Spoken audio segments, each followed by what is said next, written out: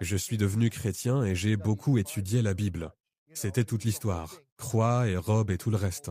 Je cherchais quelque chose et ce n'était pas là. Bref, après 3 ans, j'ai vu trop de contradictions et je suis parti. Il y avait un homme, un jeune garçon d'Inde, qui enseignait une méditation et il a dit « Je peux vous mettre en contact avec l'énergie qui meut l'univers ». En d'autres termes, l'énergie sainte de Dieu, l'énergie qui fait respirer. Alors j'ai étudié ça longtemps, j'ai médité et j'ai étudié ça longtemps. Ce qui s'est passé après, c'est que j'ai trouvé un problème. Je me suis dit quelque chose ne va pas. J'ai eu des expériences, mais il y avait quelque chose dans tout ce système qui ne me convenait pas et je ne me sentais pas bien. Comment votre cheminement vers l'islam a-t-il commencé? Qu'est-ce qui vous a le plus impressionné dans l'islam? Et j'étais dans la soixantaine. C'est là que mon fils m'a appelé et a dit « Papa, j'ai vu toute ma vie que tu cherchais toujours. Ce qui est vraiment vrai, ce qu'il y a derrière tous les gros titres et tout. Parce qu'après toutes ces expériences que je vous ai racontées, je me suis marié, j'ai eu 2 enfants. J'ai vécu dans l'Amérique corporative pendant plusieurs années. Alors quand mon fils, vous savez, je l'ai dit à mon fils, il m'a dit « Papa, si tu regardes dans la Bible et dans les évangiles, tu vas trouver Mahomet si tu regardes ici, ici et là. » Et j'ai prié à ce sujet et j'ai regardé dans le livre, et les mots en sont sortis comme en 3 dimensions.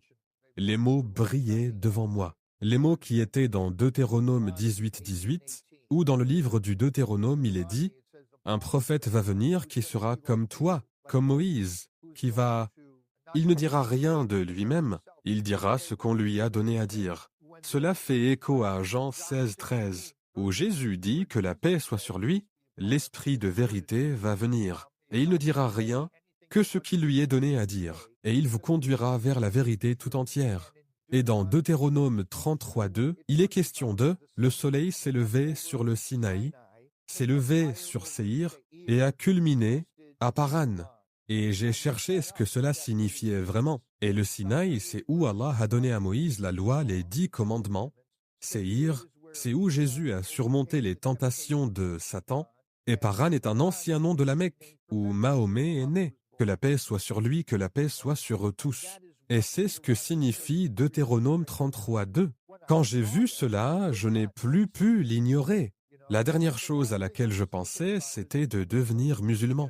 Je veux dire, après 2001, je disais à mes amis, les musulmans n'ont pas pu faire ça, parce que j'avais analysé tous les grands événements sous faux drapeau de ma vie, depuis Kennedy, en passant par le Vietnam jusqu'à tout ça, et je disais, les musulmans n'ont pas pu faire le 11 septembre, physiquement impossible. Des milliers de gens disent que ça ne pouvait pas se passer comme ça, parce que mes amis me disaient, pourquoi défends-tu les musulmans? La recherche de la vérité m'a conduit à l'islam, et vous savez quoi? On n'a pas besoin de beaucoup de preuves. Quand on cherche de l'eau et qu'on meurt de soif, un peu d'eau, c'est tellement précieux. Et je l'ai vu, et c'était assez. Je n'avais pas besoin d'une avalanche d'informations. J'en avais assez. Allah m'a donné assez de preuves pour me satisfaire.